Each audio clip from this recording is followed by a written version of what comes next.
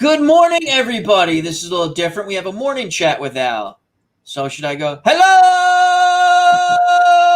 everybody? I guess I will do that.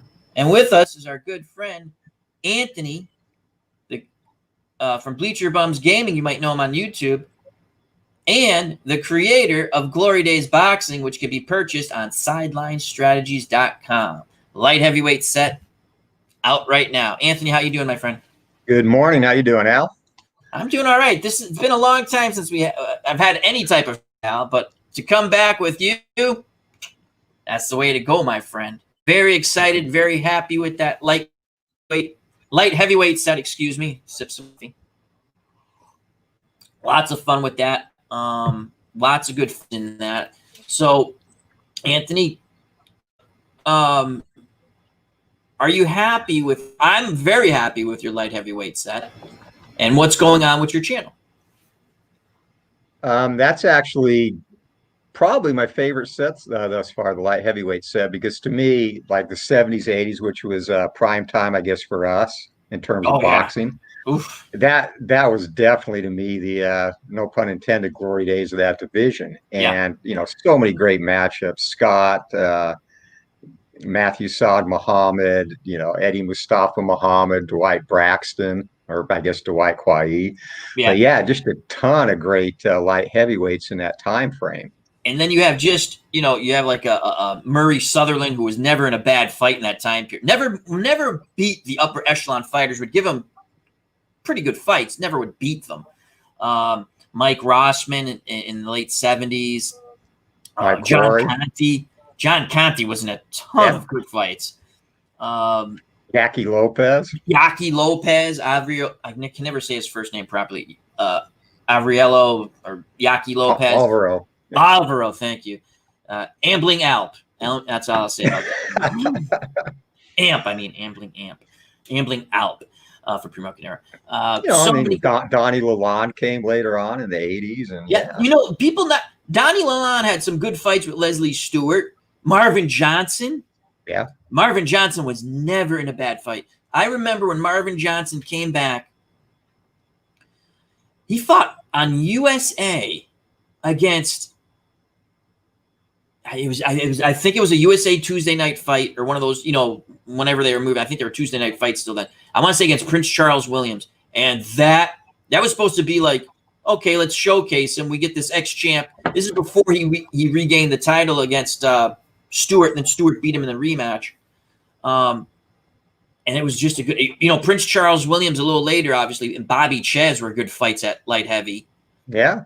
So yeah, there's a lot of fun fighters, and there's a lot of evenly matched fighters in the set. And before I forget, because it's been a long time, so let me just say hello to our good friend Sports Time Machine, Utah Mike. Check out that wonderful channel. And then we have Dave Little. Good morning to you. As he says, good morning, you fine gentlemen. Check out that wonderful YouTube channel. And, of course, a big fan of Glory Days Boxing, Steeler Fan 1933. He has lots of stuff going on it. Loves playing the game, loves sharing the information, and it's just a lot of fun. But, yeah, the light heavyweight set is so much fun to me. I'm doing a little World Cup type tournament offline, and I post it, and I'll maybe put the semifinals or the finals up because I'm doing it at my leisure, where I'm not feeling like I have to rush to put something on the YouTube channel. And sometimes that can burn you out when you're like, oh, I got to put this on, and it's true. It's and you just want to play it. And Steelers Fan 1933 says the UBF still has Tuesday night fights. There you go. But so many if you have evenly matched fighters, and in that day and age, there were a ton. Were they all-time greats? Maybe, Spinks. Put Spinks there.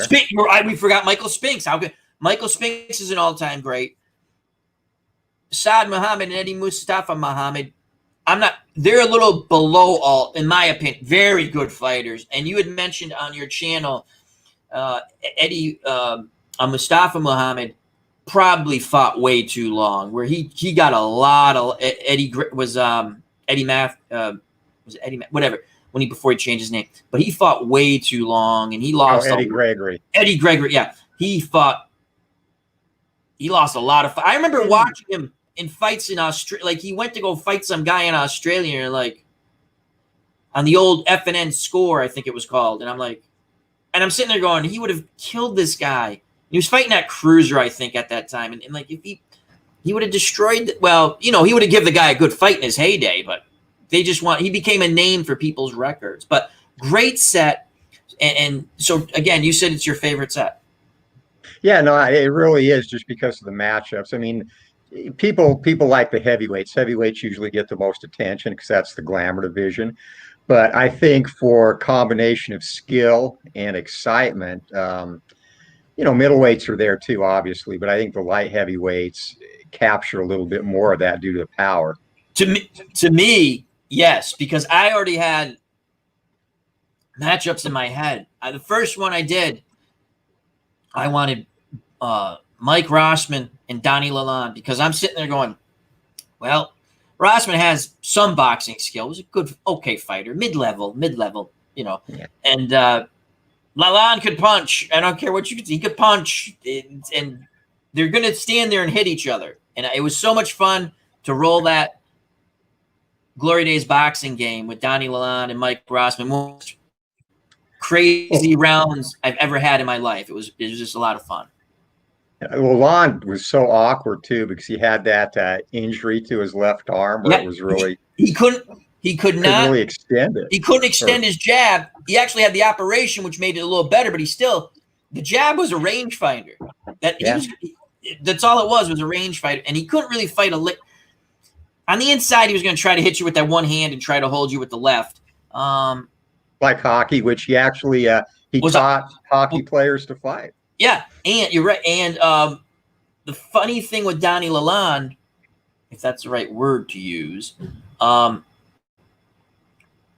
awkward. He definitely looked gawky and awkward.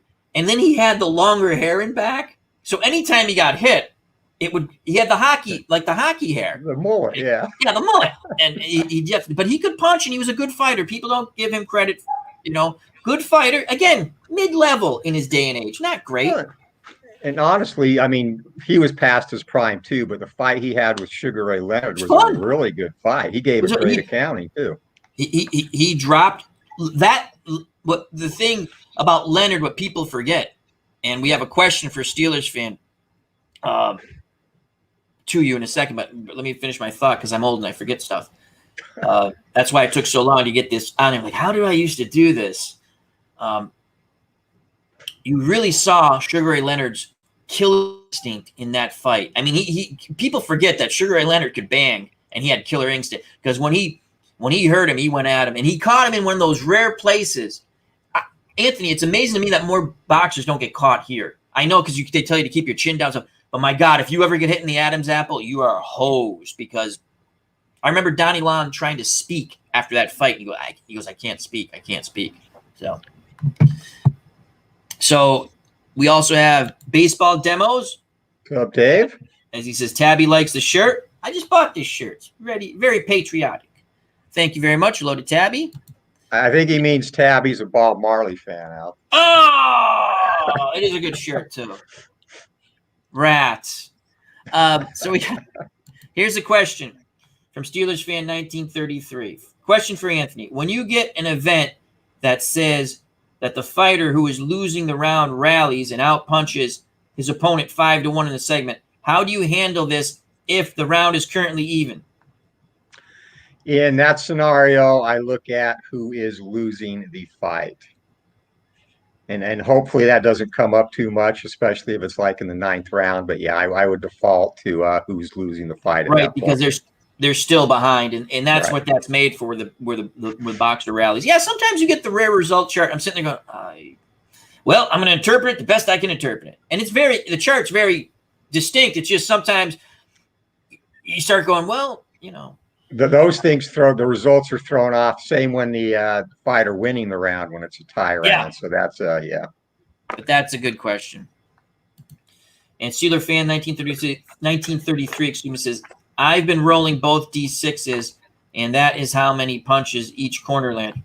That's an interesting And that's cool too. I mean, that's, I always say it. I try to design the game to be flexible. I mean, you play with several house rules, Al, yeah. and that's the thing. If it makes sense to you and fits in with the flow of the game, absolutely do it. I mean, like I always say, it's your game, and it's. I try to make it tweakable. So, and a lot of people add different things. That's fine. That's absolutely great. Well, your game is, and then Baseball Demo says, I like Anthony's hair better than Bob Marley's hair. Of course you do. Yeah, your game's very. Says the guy with the nice full head of hair, Dave. Yeah. So you're a handsome fella, Anthony. I'll just tell you that. Your wife's a very lucky woman. So she would laugh at you if you said that. I like to use a power check on any punch landed, unless it's a low blow. Then I don't use a power check. But yeah, I like that. I tried. I think it was in your chat. I think it was Steeler Fan 1933 or someone else that said. I'm pretty sure it was Steeler Fan 1933. If I'm wrong, I apologize. He said, if it fits the game and you can't go. Like you have your favorite fighter, and it's like, well, if my favorite fighter is losing, and I'm going to roll this D20, and if it's 1 through 20, he wins. Well, that's kind of cheating. But in a game, I've said it before. I told you offline. I tell you every time. I tell people when I play the game. Glory Days boxing flows to me. To me, it flows. I roll the dice, and I'm starting to roll because I've been watching you. You roll all the dice.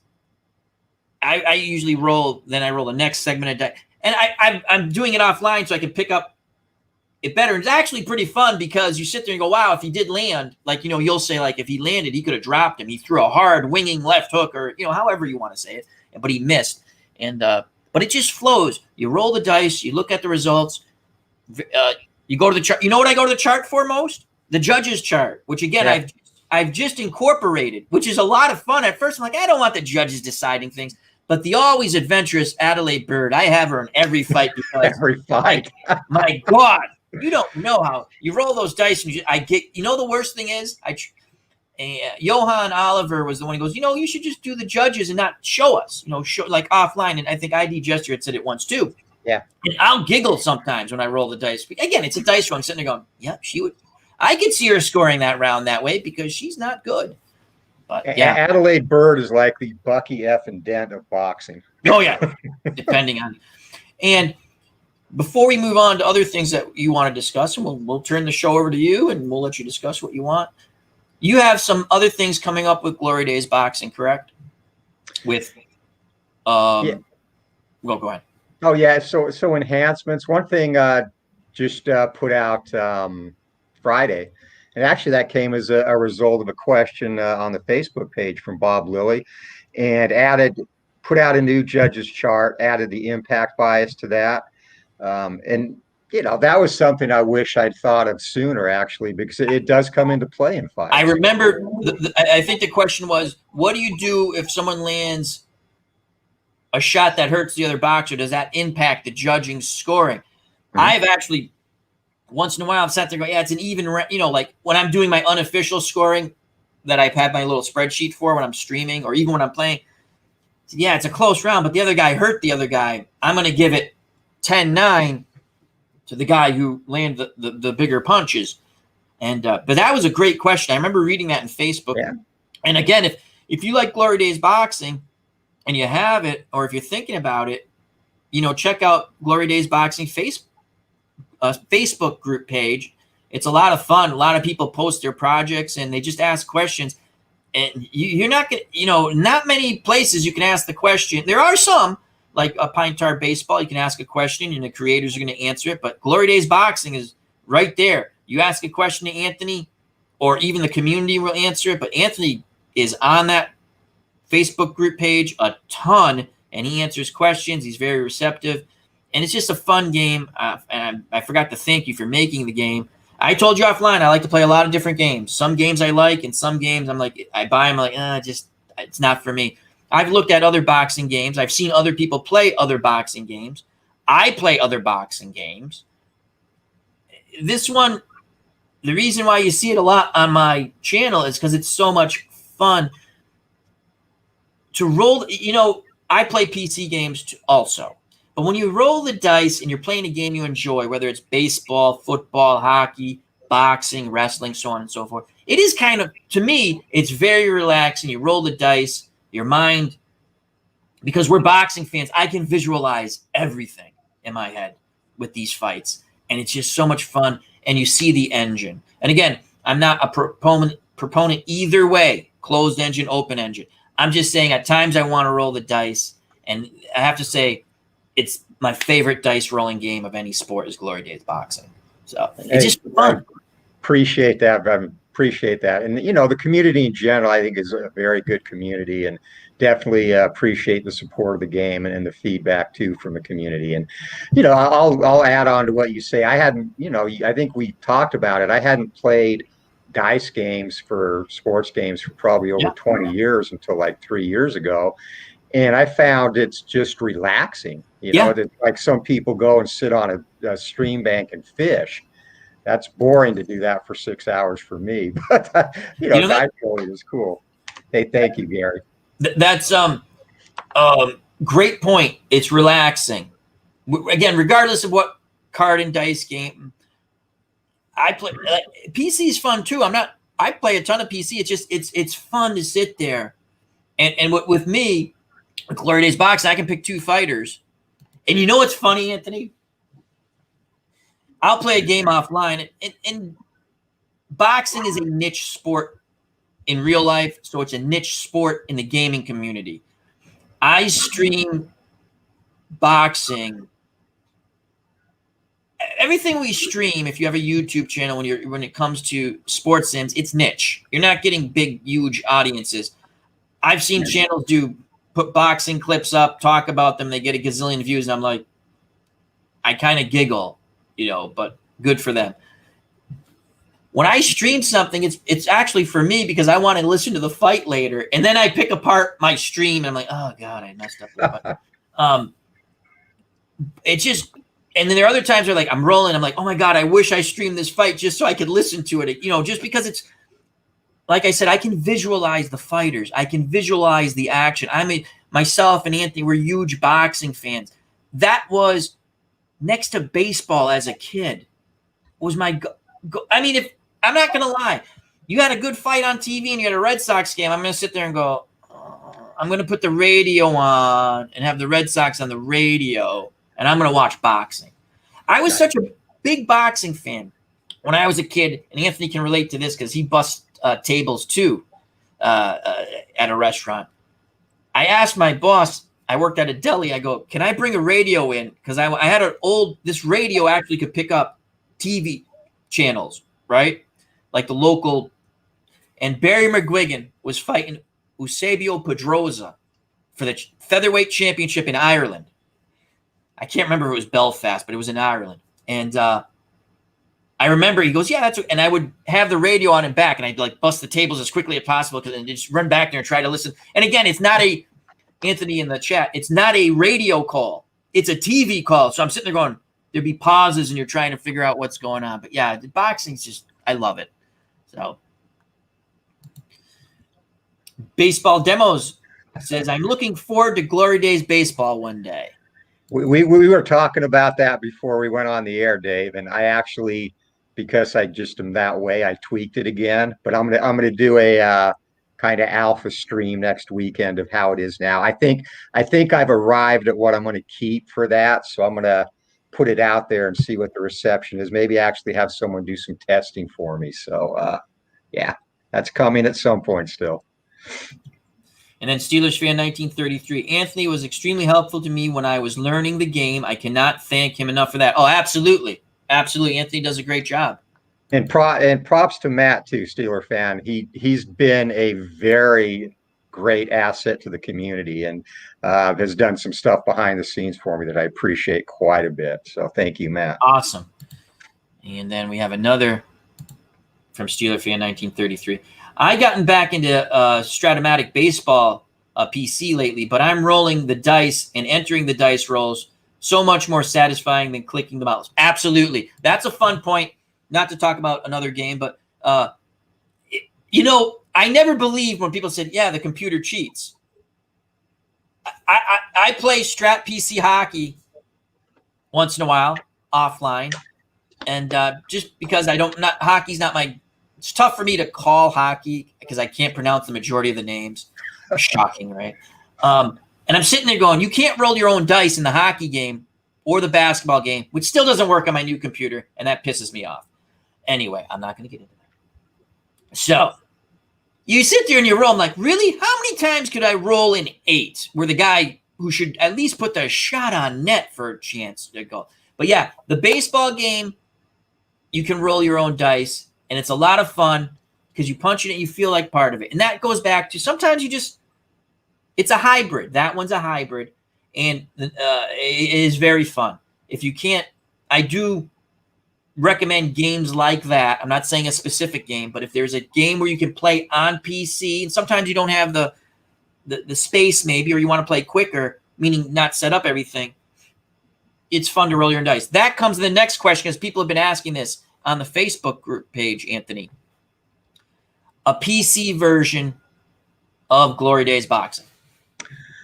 There has actually, actually about the time I was releasing the game, I was working with a programmer who was actually part of the community. I won't name them, but we had a mock-up based on if you remember, the early alpha design was a little bit different than the finished product. Yep.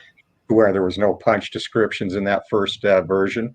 So we had a mock-up of that actually played out fairly well. And, real life happened with him, and he had to back away from the project. And we've touched base a couple of times since then and kind of stopped. But, I liked what he did, and he doesn't have time to work on it. And, he wants to be able to commit fully to getting it done, which I respect.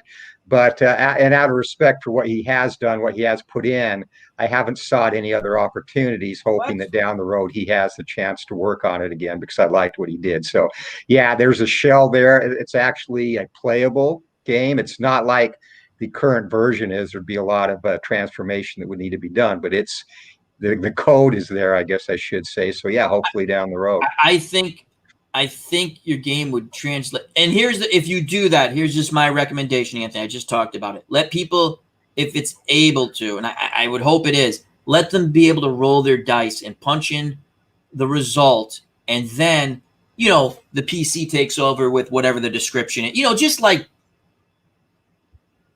Strat. Sorry, I didn't want to say the word. I'm not IDJ. It's okay. And I want to just look, Gary, nice outdoor. Yeah, no, it really is nice here. I'm out here, Gary, because it's only 90 degrees right now. So I'm getting the outside time in before we hit 110 again today. Yeah, it's been really hot in that area of the country. I was watching the fights on Fox Network last night, and Joe Goosen said, and I don't think he was joking, he said it was 114 degrees in Vegas. They were fighting in California, but he had said it was 114 degrees in Vegas, and in California it was very hot also.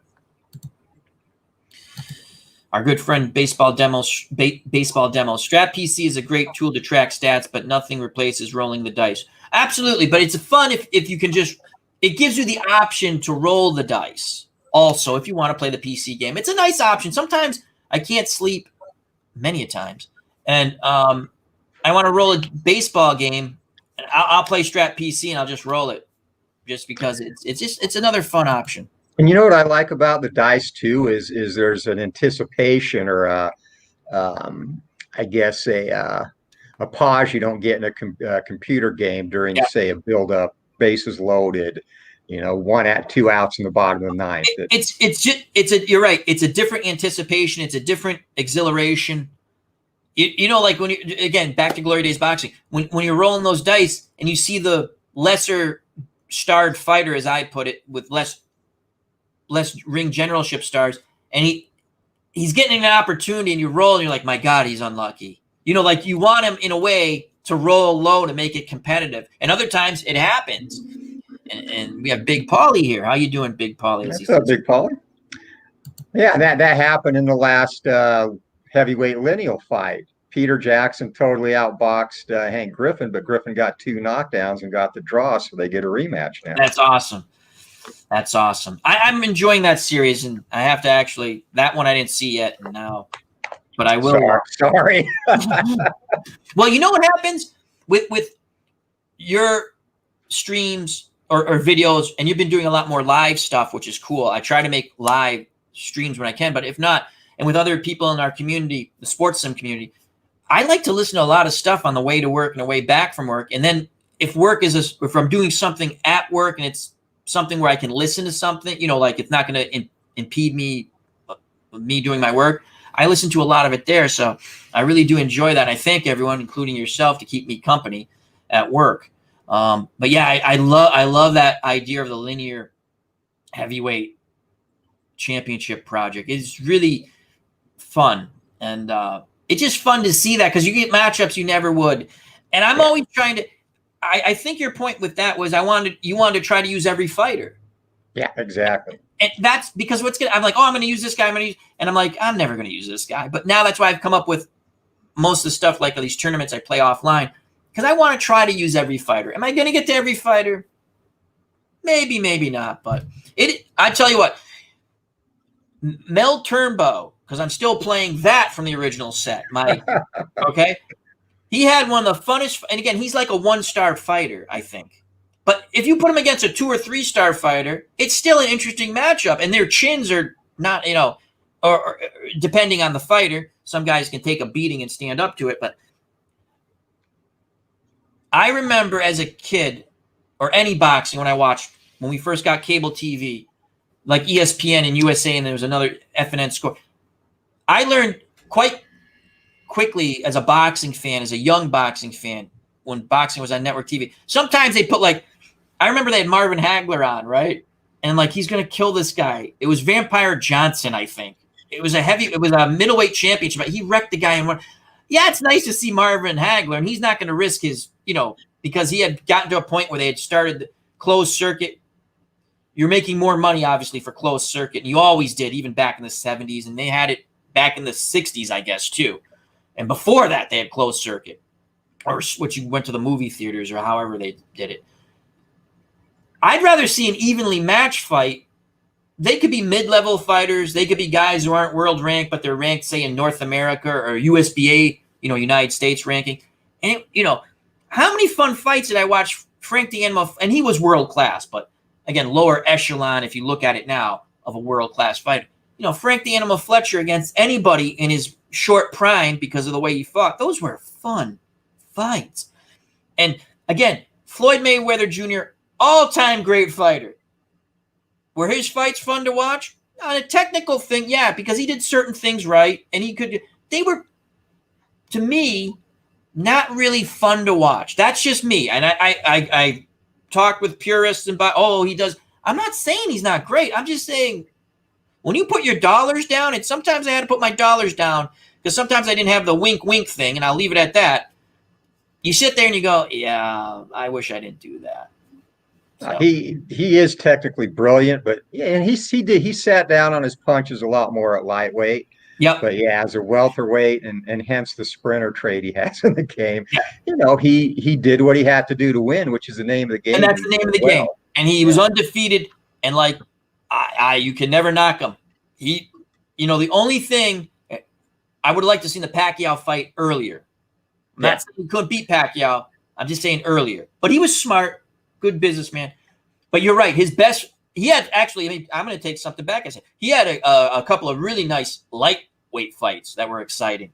The Mexican fighter who always escapes my name. He fought him twice, and that's the only fight that he possibly. Maidana. That was a good fight too. That was good. No, it wasn't Madonna. It was. God, I can see the guy. I wish I'd have to look it up. But he fought the guy twice, and that fight, I think he actually got cut in that fight. People thought if that was one, there's always a fight. Like with Rocky Marciano, it's the Roland La Starza fight, where La Starza beat him, and possibly Ezra Charles the first fight. Yeah. There's always a couple of fights that are closer. Even Archie Moore. But he knocked. He was beating him, but yeah. Yeah, he knocked him out. that I can't remember the fighter's name, but that was the one, and that was a really close fight. So we have a few more people. We have Phanomatic. How you doing, my friend? Welcome. Pete M. He says hello. Glad you're joining us. All right. Give Pete a shout out too. He's doing a lineal middleweight championship thing in the Delphi Forum. On the Delphi Forum? Yeah. How's that going, Pete? Give us an update if you'd like in the chat. It was a long reign for Hagler, and now he's had like a new champion almost every fight the last few. Really? Yeah. Well, that happens. He's doing a good job with that. Tribes fan. Margarito. No, it wasn't Margarito. I can see it. It's I want to say Castillo is the last name, but I could be wrong. But he fought him twice, and they were good fights. Big Polly says he grew up on the old Title Belt board game, so I remember Mel Turnbull from that. And I'll address that. That's the only reason that Mel Turnbull's even in this set, is that's kind of a homage to the original Title Bout, because Turnbull in that game was always good for an upset. Yeah, so I had to put him in for a game. And if I had, it's over there, and I don't want to get up there. Everyone's going to see me in my shorts. I found my old Title Bout boxing game.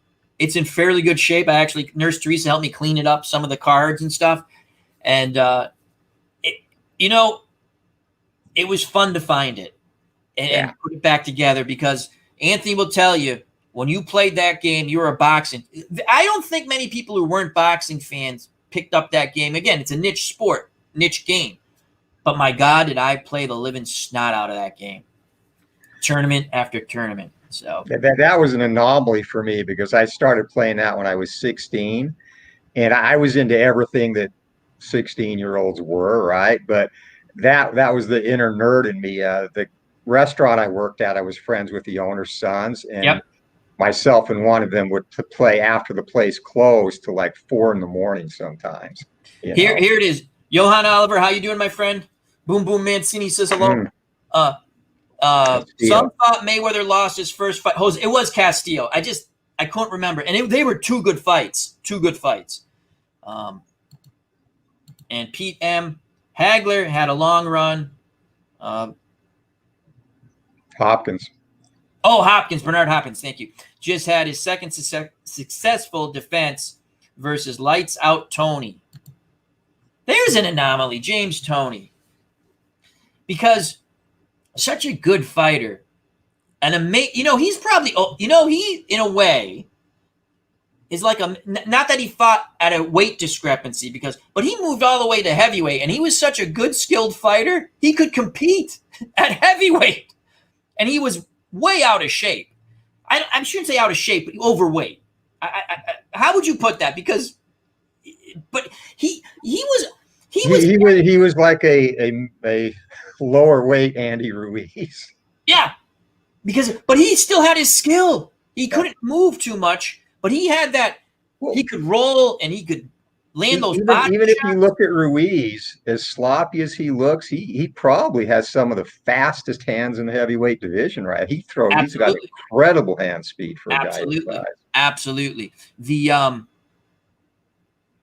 Yeah, sometimes you can't judge a fighter by the way they look. I would what would be interesting? To me, he's not in shape.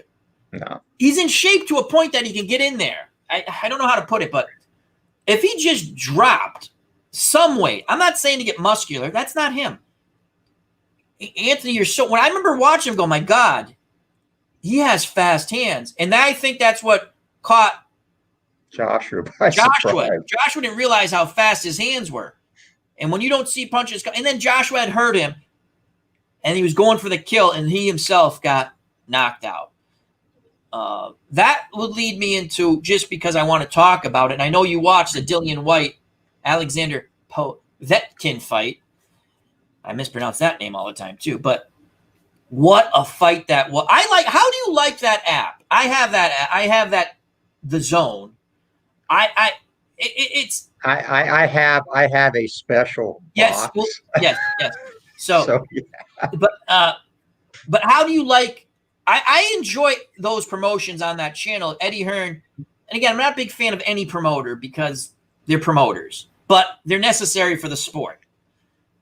I enjoy that Eddie Hearn, the Zone Promotions, because you get a lot of fights. Obviously, he's an English promoter, from the UK, but the British Commonwealth fights are fun. The English, again, they have different versions. Like an English title is just below a British Commonwealth title. But when they get those fighters together, and it's a shame that because of the COVID, you can't have fans, obviously. But they had a beautiful setting out in the countryside at a country club. They call it Fight Camp, and it's done now. And I'm very sad about that because they didn't put any fake people in the stands, but they're outside. It's an outside venue, and you forgot that there were no fans there because it's just fun to look at, and the fights were really good. And I really do like watching the fights from the UK. I just enjoy them. The only problem I had with that is they need to play better music before the main event. I don't know what that song was they played yesterday. Oh, they did Sweet Caroline, exactly. And I was like, why? Why? But I'll tell you this. We're not at a Red Sox game. Stop. Yeah, I don't want to talk about the Red Sox. They suck. They suck. And good, everyone who hates the Red Sox, be happy about they suck. And then, we're going to talk a little baseball real quick. Why do they traded two of their best bullpen guys for two young, I get it, you stink, but you traded your best bullpen guy in Workman to get two young pitchers, Workman and Heath Embry. I understand you guys stink, but pitching is hard to find. The only thing I'll give them a pass for, not on the season, because that pisses me off, because they didn't prepare, and they're going to make every excuse, blah, blah, blah, blah. Listen, other teams are winning. You did a bad job preparing. That's all I'll say, because this is the Red Sox way. Anytime something bad happens, they have an excuse for it. Instead of saying, our faux pas, we didn't prepare well. And then once again, the Yankees have half their team on the injured list. They still win games. I'll trade you the records. I'll trade you the teams. Anyway, a little baseball chat. It annoyed. The one thing I'll give him a pass for, the new GM came over from Tampa Bay. I'm hoping he can build up that. They're very successful in Tampa Bay finding pitching, which always amazed me how they could find pitching in the develop pitching. So his model with the Red Sox budget could be dangerous. You're right. It is interesting. It's going to be interesting. All right, let's get back to the chat, and then we'll move to the Paveckin. Hagler had 15 straight title defense. Nigel Benn, the Dark Destroyer. He was a fun fighter to watch, Anthony. Nigel Benn. And I've talked to this, and people might not remember this fight, but him and Michael Watson on NBC. Ben was undefeated, and I believe he had knocked everybody out. And Michael Watson, that was the first time I saw Michael Watson, but because I used to get KO Magazine and Ring Magazine, and there was another one called Boxing something. Maybe it was just Boxing. So I followed it through that, which is kind of funny because you're reading stuff months later, but I don't know. There's no internet then for me, right? And I watched that fight, and that is one of the fun fights of my youth. I just enjoyed it, and Michael Watson beat him. And that place was rocking and rolling in the UK. I forgot what venue they fought at. It was the atmosphere of a fight from the UK. None better. None for again, I go back to just British Commonwealth. And I don't mean that in a negative way because I enjoy those fights. That's like, I wish we'd get back to in this country with the USBA titles that meant something. And then for the continent, the North American titles meant something.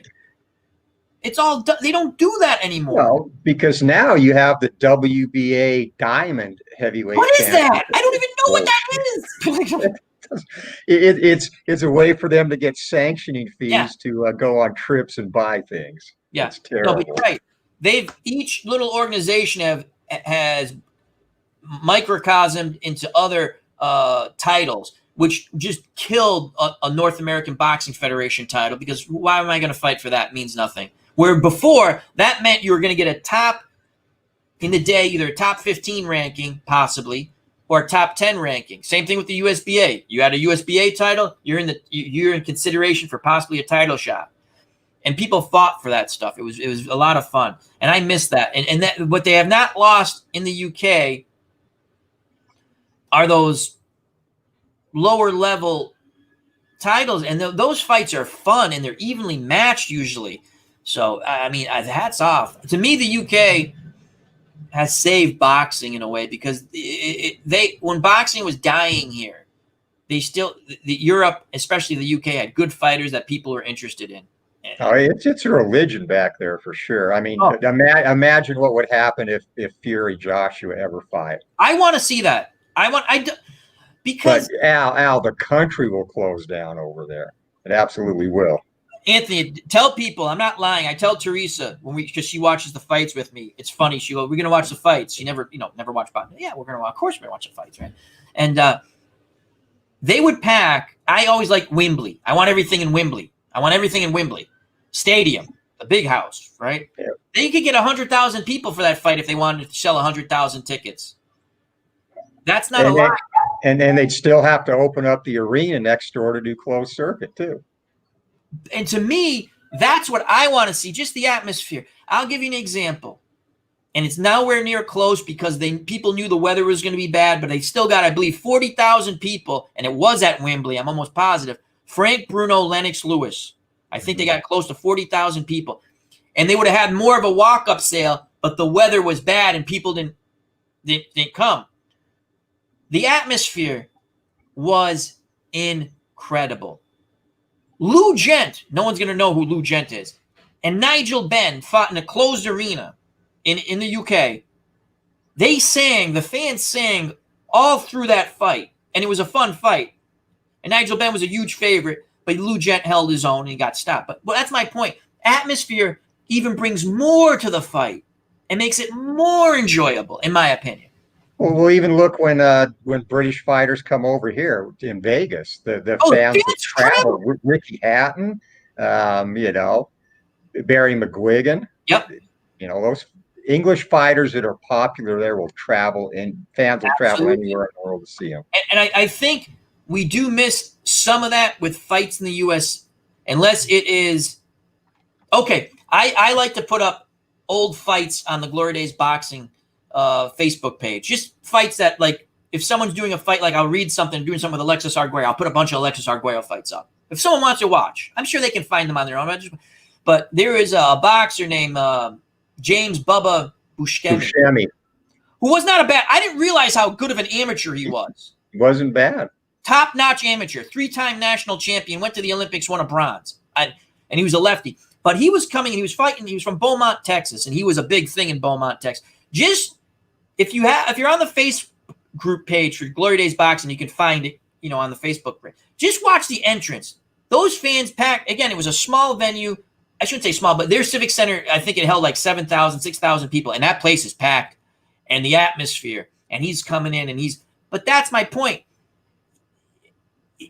Deontay Wilder has that reception when he fights in Alabama too. Yes, that is a great, and that's fun. I like when he fights in Alabama. I wish he doesn't wear the stupid outfits because then he blames things on that. And before anyone starts screaming at me, I'm a Deontay Wilder fan, picked him twice against Tyson Fury, so I don't want to hear you don't like. No, I do like him. He's got to correct some things. Anthony, we've discussed this. We don't know if he can correct it, but my God, teach him to throw, feint with the right and throw the left hook.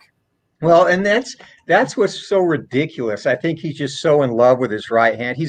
Mark Breland is an excellent trainer. Yes. And he's a great amateur boxer. He knows the right footwork to teach. Yep.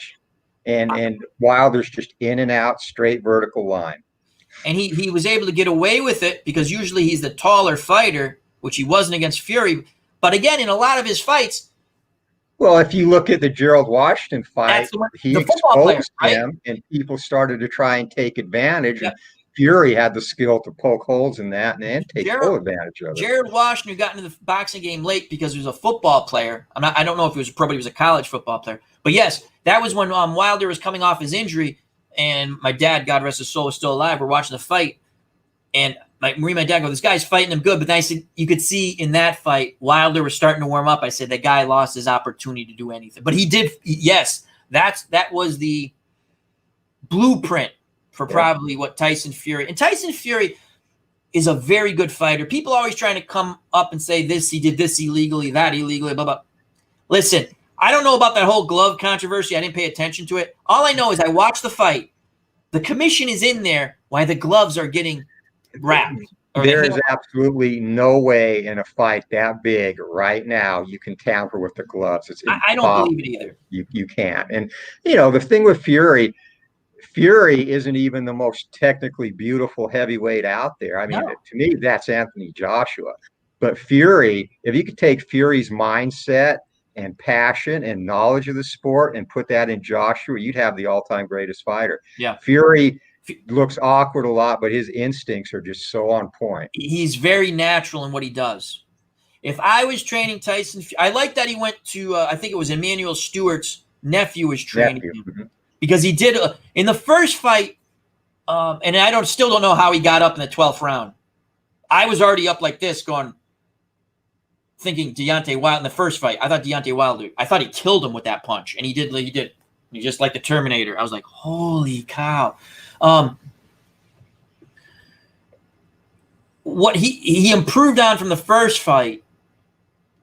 There are a lot of times he made Deontay Wilder in the first fight miss, but he didn't counter. He got in love with doing all this. And I'm like, I'm so happy he's not throwing punches because, my God, he could hit him on the counters. He was more aggressive also in the second fight. And he's a big guy. He is, what's he, 6'8", 6'7", 270? Yeah. My favorite, and I like Tyson Fury. Again, I like Deontay Wilder. I picked him twice. My favorite, and he's got some controversial things he says, but one of my favorite non-controversial things, when Klitschko said, I'm going to beat you next time, he goes, how are you going to beat me? He stands up, pulls his shirt up. You got beat by a fat man. I'm going to train next time, and I'm going to knock you out. But they never fought again. Okay, but I think he's good for the sport. He is. I think Deontay Wilder is good for the sport. I just want to see him change just a couple, feint the right hand, throw the left hook, because they're all looking for the right hand. They're gonna walk right into your left hook. But that is that. What did you think of the Deontay Wilder? I'm sorry, the Dillian White Povetkin fight? It was a shocking ending for sure.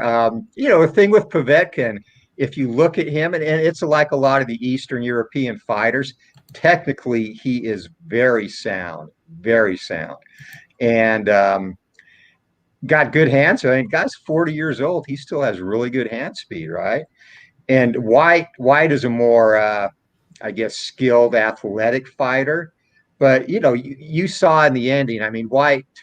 I was scoring that I had given White every round. Me too. I had it 40-35. Absolutely, every round. And he had dropped Povetkin twice in the prior round. And the second time, I thought Povetkin was a little more hurt than the first time. Yeah. And the one thing I'll say, the one thing White did, which was odd to me in the round he gets knocked out, and he backed to the ropes himself. And Povetkin, we're watching the fight. And he's digging to the body.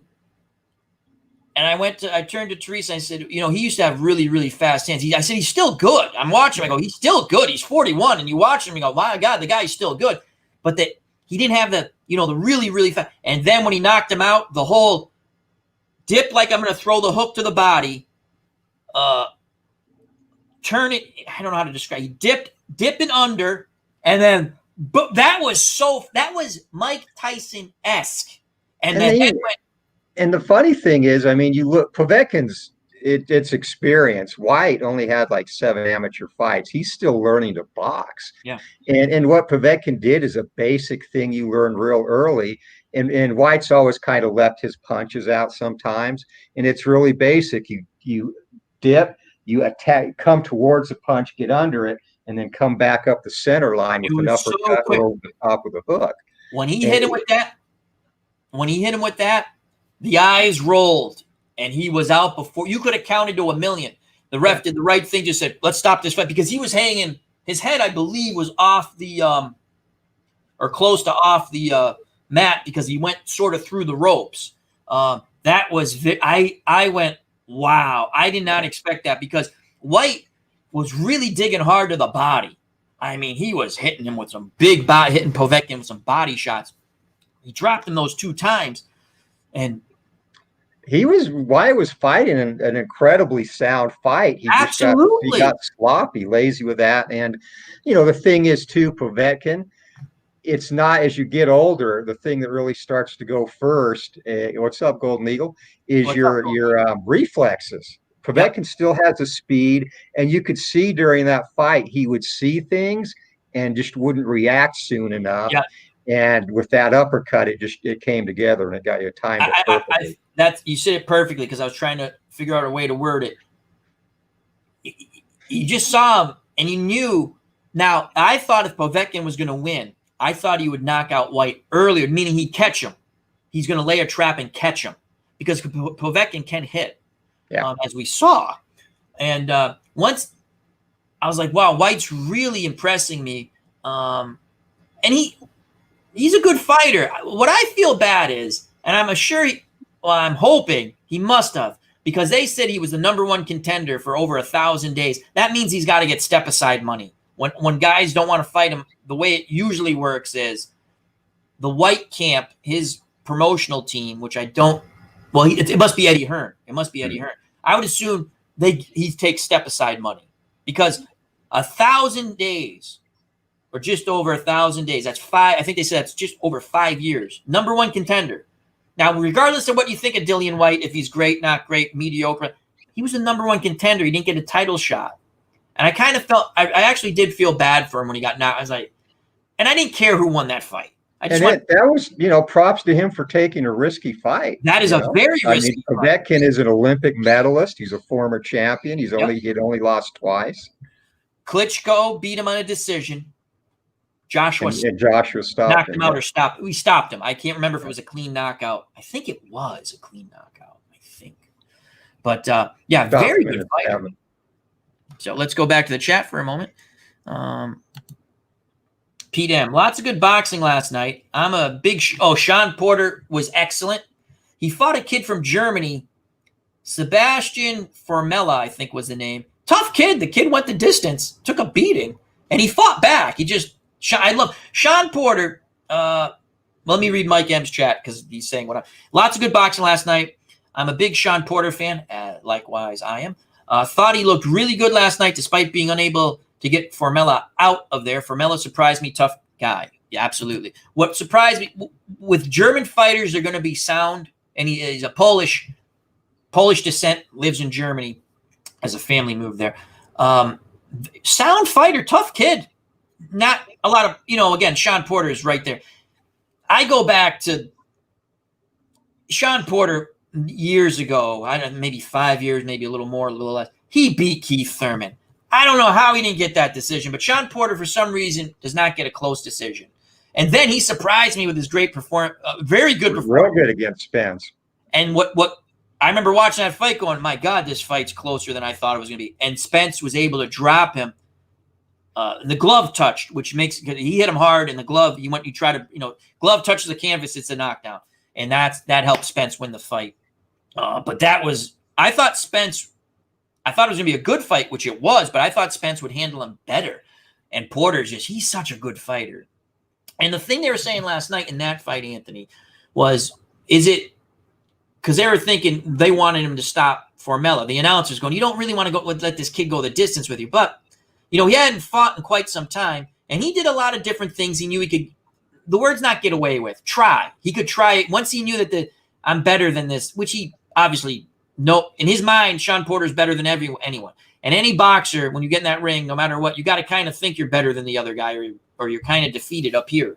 That's why it never makes me mad when someone says, oh, I could beat Joe Frazier, or I could beat Rocky Marciano, or I could beat Joe Louis.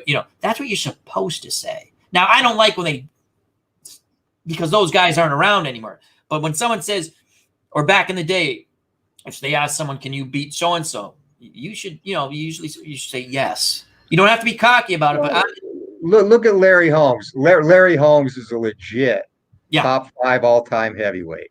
No doubt about it. He was so underappreciated. But I think what hurt him with the media is, you remember when he said that Marciano couldn't carry his job. What he should have said was, I could beat him, and leave it at that. Honest truth is, he probably could. Holmes, I think, beats Marciano. Yeah. We don't know, but Again, We don't know, but my opinion, yeah. That's right. I think with any big puncher, you always have a chance. I don't think the weight discrepancy would have been. It's still great, but not as like say fighting. Like we talked about this. The Klitschko's to me. Oh boy, the flies. Fly. Where's Duke and Daisy? They're inside. They're watching me from inside. Yeah. Anyway, the size, like the Klitschko's, to me would give any heavyweight. And I'm not a Klitschko is very good. I'm not a big Klitschko fan of either brother. They're good. I don't dislike them. I'm just saying they weren't in many exciting fights just because of the way they fought. And when you watch boxing, I don't care what anyone says. You want to be entertained and have excitement. You want to see the conflict. I don't want to see anyone badly hurt, but it's a blood sport. So if it's not tennis, you don't like violence, don't watch boxing. They like a Tyson Fury.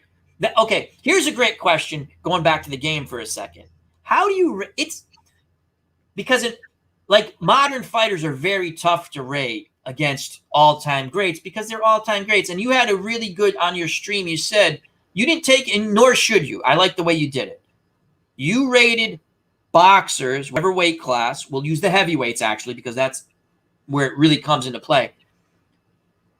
On what they did in their era and left it at that. And I think that's you can't start to sit there and go, well, Joe Louis or Rocky Marciano, even Joe Frazier, they're kind of smallish heavyweights. And I think so-and-so would walk through them. That would make the game no fun, in my opinion. You have to because, one, the size of fighters, the athleticism of fighters, the training methods of fighters, the supplements. If Marciano fought now, we've talked about it, he'd probably fight at cruiserweight, right? Or with modern training and supplementation, maybe he puts on some good weight and fights at about 210, 215. Is that too small maybe for today's heavyweight? Maybe, but, it would be the same if you put Deontay Wilder back in 1905. He wouldn't be the same type of fighter he is now because the training didn't exist. Right, and that's a great point. No one ever talks about that. I bring this up when I do my little Wilt Chamberlain challenge thing because I'm a big fan of Wilt Chamberlain. God rest his soul. I go, you have to understand. Let's play back at those rules, okay? And again, to be honest with you, if Wilt played now, right? They can't beat on him like they used to. I don't care that the guys weren't as tall, maybe. Guess what? They're throwing 4 different guys at him usually who are 6'8", 6'9", and they're not small gentlemen, and they're like, I'm going to beat on you. Well, and how many players have rules implemented just against them, too? That's my point. Yeah. Again, every player's, modern basketball, just to talk about it real quick, if you're going to dunk the ball and do the whole I'm the greatest, blah, blah, blah, and you're playing, I'm not even going to go that far back. Let's just go back to the mid-'80s. Detroit. Guess what happens the next time you come down the lane? You're not dunking the ball against a good, aggressive team. Mohorn and Lambeer, Rodman, Celtics, Lakers. Guess what Kurt Rambis is going to do? You ain't dunking the ball. Your fanny's hitting the parquet, as they'll say. And again, that's the difference in sports. But it's just fun. And to talk about what ifs. And I think you did it right because you can't compare, of course, a big heavyweight in any era who's good. A Tyson Fury is going to give any heavyweight of any era trouble. He's big. He can box, and he has quick hands. And heavyweight's the toughest division for that. With the lighter weight divisions, with the smaller ranges of weights, Sandy Sadler, Willie Pep, they would do just as good now as they did back then, because things are more on an equal footing. Yeah. Funny thing you bring up that fight. You watched the women's fight yesterday. Again, I'm not a big fan of women's boxing, but hats off to him. Excellent fight. I turned to Teresa, which she doesn't even know who Sandy Sadler and Willie Pep are, right? And I said, this reminds me, because you can find the fight. That's the beauty of YouTube when it comes to boxing. I think, Anthony, you brought it up where you can find all these great old boxing matches on YouTube, and that's freaking awesome, right? But you can't find like old baseball because they just didn't film it. It's tough to find, right? That woman from Belgium, Pearson, I'm sitting there going, she fights like Sandy, less, but I mean, she just kept coming, and she was tall, and Sandy Sadler was tall for a featherweight, and just so physically strong, hit harder. Again, I'm just comparing what I saw, and I sat there, and I'm not comparing the young lady from Ireland, Taylor, I think was her last name, to Willie Pat. I'm just saying the way the fight went, and seeing the highlights from the first fight, and the things you could just see Pearson start wearing Taylor down. I had it slightly closer, but I did have Taylor winning, which she did win the fight. But that was the fight. Oh, and the very, very, very good technical matchup, and then now the skill level those two had was really, really solid, and great style matchup between. Yeah, it just was. That she was like the Terminator. That Belgium, you could just hit her and hit her. I'm like, man, I feel man. She had that horrible that. That's the thing that. Well, Katie Taylor. Too, yeah, she had the third eyeball on her forehead. Yeah. That's the thing that makes me cringe. I don't cringe easily, but women's boxing, like, oh man, it's hit or miss. There's such a big discrepancy in skill level, but when you get two top level fighters, they can put on a they put on a good show, and hats off to them, and it was good for them. We have Larry Harris. Hi, good morning, Larry. And Tabletop Sports Delaware, Chris.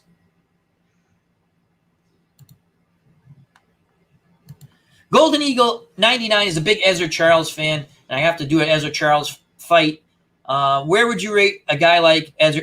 To me, Ezra Charles obviously is an all-time greater at light heavy, never got a title shot. And plus, here's the other thing. I shouldn't say, here's the understanding if you don't understand. I'm not going to say I have a bad habit to say people don't understand. People probably do understand. The money was where, Anthony? If you're a light heavy. So why, if I can make more money at heavyweight, and again, heavyweights were not as big, but there was a jump. You have to understand. Hats off to those guys who are like Ezra Charles, Joey Maxim, and many others who sat there and went, I can fight both, but I can make more money at heavy, and that's what they did. Ezra Charles basically stayed at heavyweight after a certain period. Joey Maxim still would bounce up and down, and at the end, I think his first man to beat, and I don't think he really beat him because I've watched the fight, sort of close, but he beat Floyd Patterson. People don't like in an 8-rounder at heavyweight. So that was one of his last wins, Joey Maxim. Because they fought way too long, but the money was at heavyweight. So Ezra Charles, to me, is an all-time great heavyweight. Below, I would put him out. I would put him just out. I would put him outside of the top 10, top 15 range. Yeah, and if he had stayed a light heavyweight, I think you're talking legit discussion for top 5 all time. Absolutely. And again, because think about it, Spinks, if Charles had got that shot, he would have been the first light heavyweight to successfully go up champion and win a heavyweight title. And that, of course, went to Michael Spinks. But Charles was every bit as skilled. And the other thing that happened with Ezra Charles, I don't know if it happened at heavyweight or light heavyweight. He had a death in the ring in one of his fights. And I remember reading about that later. And same thing with anyone where that happens. Most fighters, I know with Boom Boom Mancini, I know after reading with Ezra Charles, even Emil Griffith. Mm-hmm. Even if you weren't a big punch, Emil Griffith said after the Benny Kid Paret fight, and he hated Benny Kid Paret. That's why he kept hitting him, because of the things Benny Kid Paret said about him. Now, Ruby Goldstein who was the ref in that? Ruby Goldstein. Uh-huh. Why he lets a guy lay on the ropes. And again, I think he said it was his worst night of refereeing or something like that. I don't think he refereed. He was a respected referee, and that was just a horrible. The guy is hung up the rope. Stoppage. Yeah. Oh, it's horrible. In that fight, you can actually see it on YouTube. But I'll just use Emmanuel Griffith. He said they never opened. Again, he was not a big puncher, but he goes, they never really. Even though you watch fights after that, and he's punching, he's trying to win. In the back of his mind, he always said, I don't want to, be involved in that anymore. Boom Boom Mancini said the same thing. Ezra Charles, reading about it, said, I never really opened up anymore. I mean, I could hurt a guy and I'm paraphrasing, he would still knock people up, but he just, like, if he had someone, he would, that hesitation because it happened in the ring. And that's the, everyone that fights knows the risk, but it's got to be a heavier burden when you cause someone to die basically for the entertainment of other people, I would think anyway. Yeah, that's the gladiator sport of, the gladiatorness of the sport. And that's why I always say I never want to see, I sometimes the worst one I witnessed was Gabriel, or one of the Ruelas brothers, I can't remember which, fighting an okay fighter, Jimenez or something like, and I just watched the fight, and it was on the undercard of a pay-per-view, and Ruelas is just beating the guy and beating the guy, and it was a sneaky beating where the guy, no way in hell he could knock him out, was not a big puncher, and he always got hurt, Anthony, at the end of the round. And I said, my God, if I was in the corner by round 8, I'd stop the fight. And the kid goes, the fighter goes the distance, and he literally, he collapsed after the fight, and he passed away at the hospital. And he's sitting there going, why wouldn't you stop come on, guys. The ref, at least, and the ref kept looking, wanting to stop it, but it was always that sneaky kind of, what I call a sneaky kind of beating. It came at the end of the round, and the guy was able to survive it, but he had no chance at winning it. That's where a corner, in more modern day, Dominic Brazil's corner against, was it Anthony Joshua, or it was Anthony Joshua, I think, or Deontay, no, it was Anthony Joshua. He had no chance of winning that fight, and they let that guy near get concussed.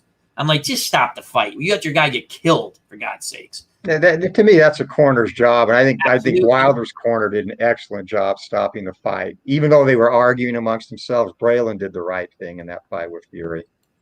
Golden Eagle says, Ezra Charles did beat Joe Louis. Ezra Charles had won the vacant title against Walcott. Louis came out of retirement, went to 15 rounds, but lost the fight. SDG Replays, how you doing? As he says he's on his way to church. Have a good time.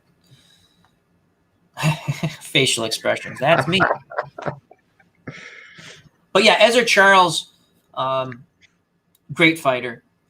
At light heavyweight would compete with anybody. Again, the heavyweight skill set's there. I think at light heavyweight you put Charles. I mean, who are the greatest? Archie Moore, obviously. Yep. Bob Foster. You can make a case for, obviously Spinks is up there, and then it gets interesting. Charles, Tunney's the same thing. Tunney, Philadelphia Jack O'Brien, which you would know more about because you like the old school fighters. Tell me about Philadelphia Jack O'Brien. Lay some knowledge on us, because you're a historian of many things. So. He was like the Floyd Mayweather Jr. of his day. He was a very deliberate, very, very technically skilled, could outbox anybody, but he was not a very aggressive fighter. And even with that, the style of that era obviously was different too. It would be 1 or 2 punches, clinch. Yep. And Brian excelled at that. He would get in, land his shots, grab hold. He would stay at distance. He moved actually a little bit differently than a lot of fighters did back at that time period, where it was, come together, punch and clinch. He utilized angles a little bit more, had a very good jab, and a very, very capable fighter. So that's the best comparison I would give. That's great, because just from the card, it's stylish. But yes, the style of fighting was different. As I like to call it, clutch, grab, and punch. And to me, one of the most successful fighters with that, and he was an okay fighter. He won a junior middleweight title twice with Gianfranco Rossi. I remember watching that guy. He did the same thing over and over again. But my God, if you didn't hit him and hurt him, he would do it to you 15 rounds at the time, then 12 rounds. Was it pretty? Sometimes it was entertaining. Sometimes it wasn't. But my God, he could do it. Yes, Ring of Fire was excellent. I did see that. Excellent. Griffith story. And they're very tragic too. I mean, it shows it shows a burden Griffith carried with him in that Yeah, fight. it's not. And getting to connect with Perret's son was a really, I think, a very therapeutic thing Did for him. ESPN do that, or was that an HBO? I think it was ESPN. Actually, it was HBO. I think it was HBO. Okay, but it was very good. And if you can find it on YouTube, or if you can find it anywhere, yeah, it's on YouTube. Great watch. The Emil Griffith, I'm not going to get into it. Benny Kid Perret said some awful things about him. You'd call him medical. Yeah. He said he didn't like girls, basically. I'll leave it at that. And regardless of whatever, he wanted to get under Emil Griffith's skin because he wanted a brawl. And he got under Emil Griffith's skin. And that's the one thing. Again, we talked about a corner's job is to protect your fighter. And sometimes, and a lot of times, unfortunately, especially back in the day, that's why to me, they didn't do stuff like that where they protected.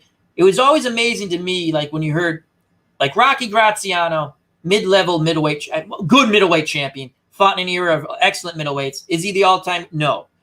Was he entertaining? Yes. Was he a great interview? Yes. Was he a very likable character? Yes. But he always said, I got so lucky when he got into the fight game that the people who were his managers and trainers, and the people, they loved him. They treated him like a son, and they protected him. And that's what you want to see in boxing. You don't want to see anyone get hurt, No. And that's a tough thing to do.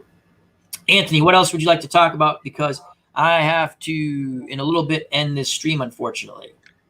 Got a quick preview of the Loma Lopez fight coming up in September. Let's hear it. Or early October. And Lomachenko, right? Yeah. Great fighter. He is unbelievable. This is, and props. First of all, props to Lopez. Both these guys have 15 professional fights, but we know there's a huge difference because Lomachenko also had over 300 amateur fights, which is insane. And his record as an amateur is insane. I think he lost once. So the experience level is obviously very different, even though the fights are the same. And it's going to be a very interesting fight. First of all, Teofimo Lopez, young, very, very cocky, brash. He will be, if he stays on track, one of the all-time greats. And I see him fighting. They're at lightweight now, obviously. I see him fighting, obviously, at junior welter and probably ending up at welterweight by the time his career's over. He's going to be a great. We're going to talk about him in 20 years. Hopefully, we're still here as one of the all-time greats. He reminds me of his personality and his skill level. Reminds me very much of a young Hector Camacho, but he has power as well. He has power almost at Duran level for that weight. So excellent fighter, very athletic. He is a more athletic boxer than Lomachenko, and that makes him dangerous early in the fight, I think. Hand speed, I think he's probably a little bit faster. He hits harder than Lomachenko for sure.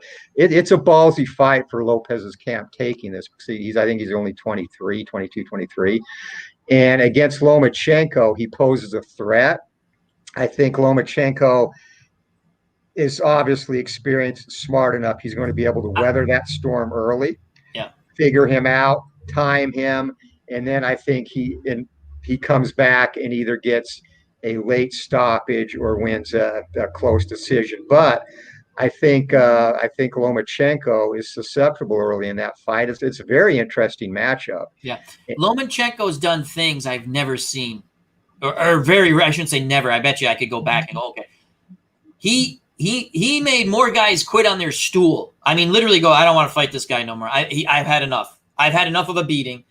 I don't want to die by pain. And he hits okay. He's not a tremendous, but he seems to be setting down more on his punches. But I've watched guys who are good fighters just quit on their stool. Go, yep, I've had enough. Not doing it. Not doing it. Done. Well, there's got to you get to a point where there's absolutely nothing you can do against the guy, and his footwork is so insane. It's not like he moves; it's like he warps from position to position. Yeah, that's a great Matrix-like. All of a sudden, he's over here. How did he get over there? I just had him. He creates angles better than any other fighter in the game, and that's ultimately what I think will do Lopez in. And again, like I said, Lopez. It honestly wouldn't shock me if Lomachenko, we've seen him get dropped recently. He's not invincible, but he's very tough to hit solid. But you can, especially at these higher weights for him, Yeah. I think you can put him down, and there's a danger there. Lomachenko's one loss came in a championship fight in his fourth fight, second. It was again because he had such an extensive amateur career, and people thought he won that fight, or it was close. Phil Daniels has joined us. He says, I saw the last Benny Perret fight on YouTube, and the 27. He said, I didn't stop. The ref or the corner didn't stop it. I counted 27 unanswered blows. It's brutal. It's brutal. Very brutal. Yeah, punches Perret took. Thank you for joining us, Phil Daniels. Yeah, welcome, Phil. And so I've been asked to be on the Digital Dice podcast, so I have to get ready for that shortly. But Anthony, so you like Lomachenko by decision? Do I understand you correctly? I do. I think experience is going to be the factor. And again, once he gets through those first 3 rounds, I think Lopez is very dangerous early in the fight. Ask Richard Comey about that. But I think once Lomachenko gets him down, he's going to frustrate him. And it's going to be a great experience for Lopez. He's going to learn more from that fight than he has to his career and date. And it sets up things. We talked earlier about the chat. The lightweight division in the next 2 to 3 years could be amazing because you have Gervonta Davis. He's at super featherweight right now. And Shakur Stevenson at featherweight. Those guys, Shakur Stevenson is 5'8", which is the same height as Lopez. Davis is shorter. He's 5'5". But both those guys should eventually get to lightweight. And with them there, if Lomachenko is still around and Lopez in that division, I think you have the potential for Leonard Hagler, Hearns type scenarios down the road with fights between those guys. Yeah, the only thing to me that would ruin it is Davis has some issues outside of the ring. He's been arrested, I think, 3 times for assault or different things. So hopefully he doesn't screw that up. Yeah, hopefully it's not like what was it, Ayala? I can't think of Ayala. Yeah. There was I missed it in the chat. And I like to get to it before we leave. And it's been a fun chat. I like to do more of these, Anthony, because I enjoy talking boxing. And it actually, unfortunately, we didn't start quick enough because Al hasn't done a chat in a long time. I was telling Anthony, I forgot how to set things up, and I had to go back in 3 times. So I think someone said a Crawford-Spence fight. I'm almost sure I saw that. Oh, here it is. Pete M. Would love to see a Spence and Crawford fight. That would be fun to me. Both good fighters. I give Spence a slight edge, just because I think he's the bigger puncher. Crawford's real good too, though. And those are 3 other fighters at that division: Porter, Spence, and Crawford, that could make for a very interesting round robin. I think Porter definitely deserves another crack at Spence too. Our good friend Patch83, always a good friend in the community. How you doing, my friend? One last thing, I just thought. Now I forgot. But the nuts. I'll go to the thing I remembered. For Glory Days Boxing, there are a lot of interesting fighters at junior categories, and I know you're just doing and it makes sense. You can't do all of them, and you might down the line. Is there anything down the line, possibly just to do a set, not of a whole junior category, but possibly better fight? Like how can I like junior welterweight, junior middleweight? Like combining and just say I'll give you 4 fighters or something like that. Or is there anything of that? Well, what I plan to do there is, or are you gonna do like what you did with Pryor, which was a lot of fun? Once I get the original 8 done, what I'll do then is look at some more modern fighters, as long as they've had a decisive fight, and then start looking at the junior divisions and rank them either up or down, whatever division makes the most sense. Like I have Johnny Tappy is going to be in the bantamweight set, and he was a junior bantam. Aaron Pryor's another fighter. So yeah, I'll do groups of those. The supplemental releases will have 8 lightweights, 8 middleweights, etc. So I'll do stuff like that where I'll put. And the other question: are you going to put into place? Because I've asked how to, if you want to have say Tommy, he stepped up in middleweight. Anyway, I'm trying to think of someone who didn't step up, but you'd like say if you wanted Donald Curry, and I know Donald Curry at the end of his career, I do believe fought at middleweight. I'm almost positive because he lost, I want to say, to Michael Nunn. Are you going to have a chart on how to have a fighter step up in weight? Yeah, what I'll do, I'll have, and that's the thing that's tough because adjustments are so different for everybody. Right. Hearns didn't benefit him to go up in weight because he maintained that skinny lower body and he couldn't take punches as well. So it's going to be a rough estimate on basic deductions or for power, chin, stuff like that. But yeah, I'll have something like that as I release more free supplements down the road. And that's the other thing. Most of these are free that you can either the Facebook page or downloads. Again, you can purchase the game on sidelinestrategies.com. It's a wonderful community, wonderful game. Steeler fan, 1933. Anthony, what are your plans after the featherweight set is released? You kind of talked about it a bit, but that's yeah. So it'll be bantam, feather, and fly, and then the original weight will be released, and I'll start. I'm still going to do a fictional set at some point. I might even make that a free download. I don't know. I'll tell you something. People have enjoyed your tomato can set. I haven't done anything with it yet, but I love reading how people are like, yeah, I just fought these two guys. It was a fun fight. I think they're kind of fun, yeah. And you need some fighters like that to build up. Yeah, it was like Last Show, and it was the guys from Punch Out. There was a few, yeah. Yeah, it was fun. And I think it was, Philip Reynolds is here. As he says, he has a new mic. Check out his channel. Hey, what's up, Phil? And then here's one people ask about. An Olympic set would be cool. That's tough, an Olympic set. Because, well, I play Roberto Schiavini's Olympic boxing, and it's fun, but hats off to rating that. Because, well, I mean, if you just went off the Olympic kind of stats, you did the Teofimo Stevenson, which was awesome. You could rate those cards. You could use general tournaments, the World Championships, the Olympics, the Pan Am Games, and compare performances then. It would be hard getting a lot of background information on some of those lesser fighters from countries that weren't going to medal, but that's not on the planning or the radar right now. But that's something you never know. Right. I'm in this for the long haul, so there's. And the game. Did you expect?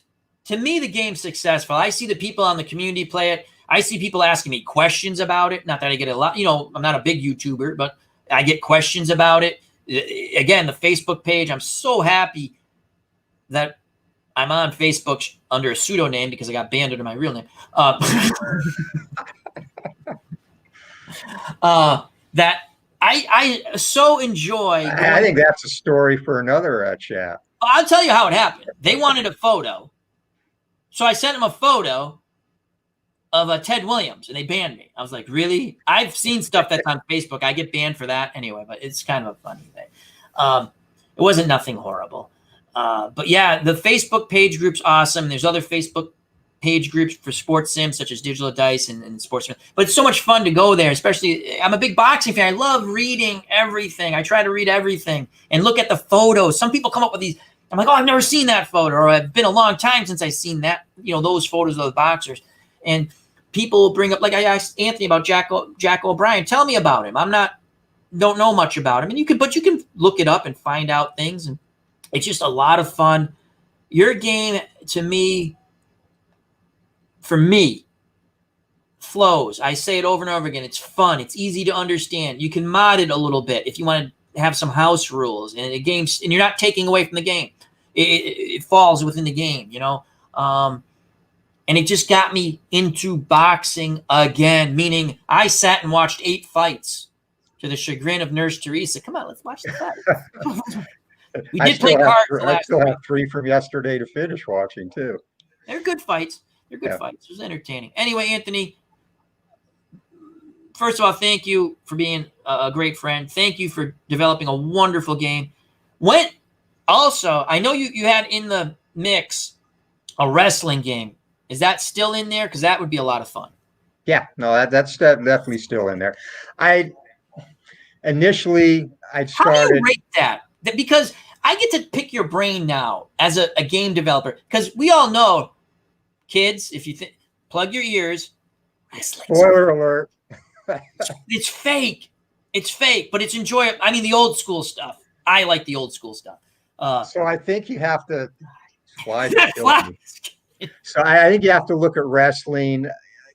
To me, I'm going to rate it like a promoter would do. Awesome. So the guys that are going to be on top, Yeah. you're going to obviously skew their stats so that they, Here's in what a real wrestling match, win more often. I guess. Here's what I look forward to: the rare event chart for wrestling. So I'll tell you what's in my mind for that right now, and I'm going to have, there'll be a rare event chart on one side, and then I'm going to make it on the other side a chart for storylines or feuds. Oh, awesome. So that's the tentative plan right now. I watched Dave Little. He does wrestling with Legends of Wrestling. I think it's so much fun and I love he does it on a Saturday, and Big Paulie does wrestling and a couple other, and I just put it on and I listen, especially if I know the names. Sometimes I don't know the names, but I just like, what I like about watching or listening to YouTubers is the enjoyment they get out of doing what they're doing, because then it feeds me and it's fun. And we'll leave with this. Maybe we'll leave. I'm having too much fun, but I got to get ready for the other thing. Tabletop Sports Delaware says, talking about Glory Days boxing, it does have a rhythm just like a real box. Absolutely. It flows. It flows. Now, no knock against any other game, because I play a lot of boxing games. I'm always looking for another game to play because I just like it. It just flows. It's fun to me. It takes everything into account, the fatigue factor. It's done. You're tired. You land one less punch. The one question I do have, Anthony, with the fatigue, did you ever think about making the person's defense less? You know what I mean? Like you would get actually hit with more punches, or no? That popped in my head the other day. I was just curious about that. I see defense as more of a static trait, because fatigue definitely affects punch output, because you can't throw, you can't react. The defense, I think a good defensive fighter generally will stay solid throughout an entire bout. So that's nothing I've really thought about, actually, to be honest with you. And then Rob, exclamation point, check out, Rob. Big fan of Glory Days Boxing and much more. Check out his YouTube channel. But yeah, I had the same. I was playing devil advocate in my mind, and that's what I came up with. I go, when a guy is hurt, they're actually in more defensive mode. So I see like, and I'll eventually, after the sets are released, do something where you can do a career and there'll be adjustments for stages and whatnot. I see defense more as something that dissipates as a fighter gets older. Like we talked about with Povetkin, you still have the basic skills, but your reactions are not what they used to be. So that could be a situation where defense can't leave, because one more thing, we didn't play Build Your Fighter yet. So let's. Are we going to build a light heavyweight? Let's do light heavyweights. Okay, so you go, because I know it's like power, speed, defense, ring generalship. So power. So many hard hitters in that division. I think I've got to go with Bob Foster. I go with Bob Foster too, because I'll tell you what, if you haven't seen him nearly kill Mike Corey, that's brutal. Michael Spinks had good power, but if you watch his fights, right, it's not hey, he had sneaky power. Yes, I was trying. It's not like that devastating. And no knock against Spinks' power at light heavy. I mean, he knocked out heavyweights, regardless of what you think of Stephen Tankstead and Jerry Cooney. He knocked them out, and they're heavyweights, and he really was a 200-pounder. So he had power. But Bob Foster, I got to go with Bob Foster. Speed.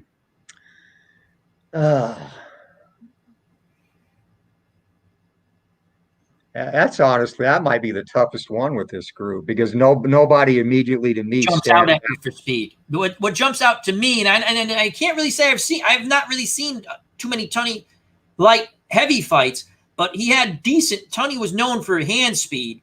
Mm-hmm. That jump, but not that just because it Tunney, and I know he's a heavyweight champ and he was better. They said he was a better light heavyweight, but I'm trying to think of someone. I'm going to go with is Billy Conn. Billy Conn, that's a good one. Billy Conn. Again, different style of fighting, but the hand speed is there. That is a good one. I'll just to be different, I'll say Tunney, just because it popped in my head, about the hand speed, heavy.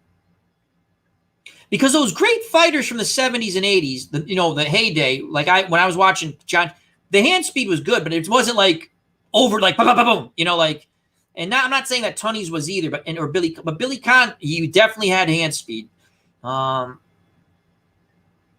defense, you could have put Conn as defense too. Defense comes down to two guys for me. Probably good defense, but he got hit too. So Archie Moore, but he got hit. He was one of them. I'm going to go with Philadelphia Jack O'Brien just because of the style he fought and his ability to negate other people's offense after he got his own in. I'll go just to be different. Billy Conn. Again, you can't pick anyone from my favorite era because those guys got hit. No knock on them. They traded and they were going to give and take. And I don't mean they didn't have skill. Those plenty of skilled fighters. All right, so power. We had Foster, both of us. Hand speed. Hand speed. I took Tunney. You took Conn. Defense, Jack O'Brien. I took Billy Conn. So footwork. That's a tough one too because of different eras. It really is.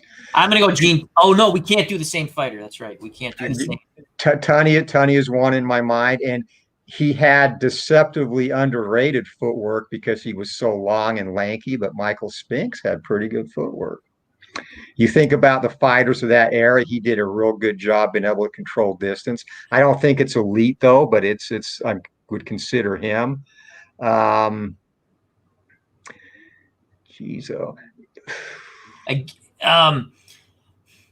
the 60s, there's not anyone who's going to dazzle the bangers. Yeah. I already used Billy Conn, so I can't use him. That's the way we play the game. The name I want's on the tip of my tongue. Dang it. He was a champion before in the 40s, that era. Joey Maxim. Oh no, Joey Maxim. I'll take Joey Maxim. He actually had very good footwork. Is like to me ring generalship. Joey Maxim could fight with big heavyweights. Yeah, I'll take Joey Maxim. Joey Maxim's underrated. You know why I think Joey Maxim's he's very good, Joey Maxim. He didn't punch hard. He punched hard enough, but he was not but he had a good jab, physically strong fighter.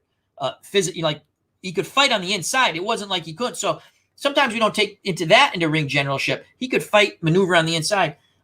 He gets a bad rap in a weird way for the Sugar Ray Robinson fight. And he had the quote. It's kind of funny. He goes, well, someone was hitting him. I was in the ring. It wasn't the ref. And again, was Robinson beating him? Yeah, I think Robinson was beating him, but he wore him down. He fought the big man fight, and he wore him down. He goes, I won the fight. I don't understand why I get people think I lost the fight.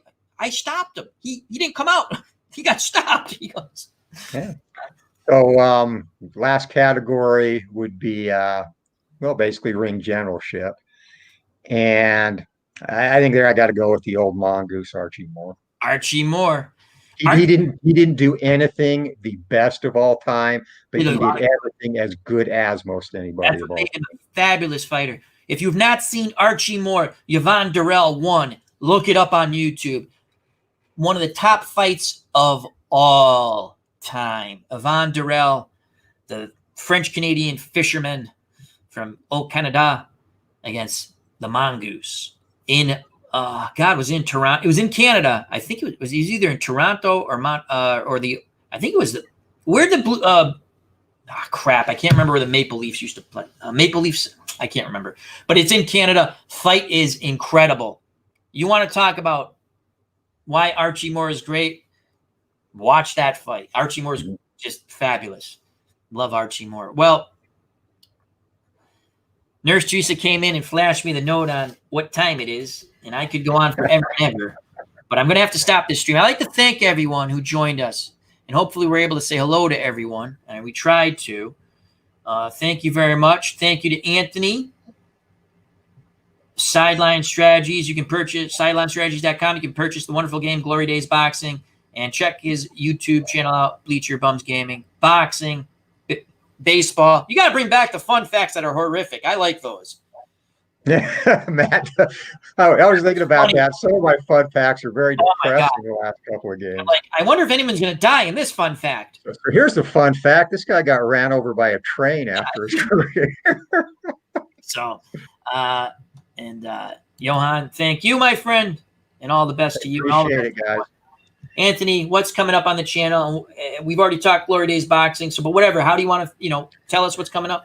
We'll get back to some more lineal heavyweight fights. Got the 1921 payoff pitch, which is an awesome game replay going.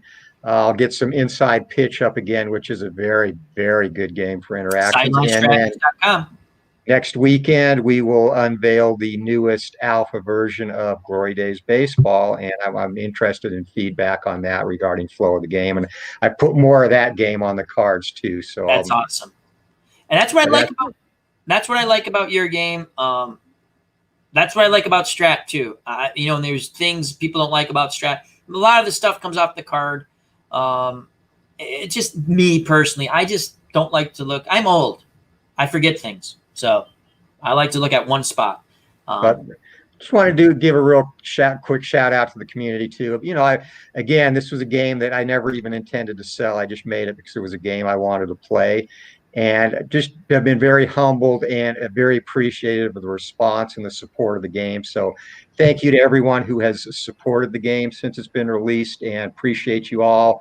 And again, my goal is always to make it a game that is better for you to play. And so that's what continued focus will be. So thank you. Awesome. And our good friend Chris from Tabletop Sports Delaware, check out his wonderful YouTube channel, says, I would love to test the game, Anthony. You're in, buddy. Awesome stuff. Thank you, everybody. Health and happiness. Anthony, as always, thank you, my friend. God bless. Stay safe. Be smart. You know what's coming. Peace.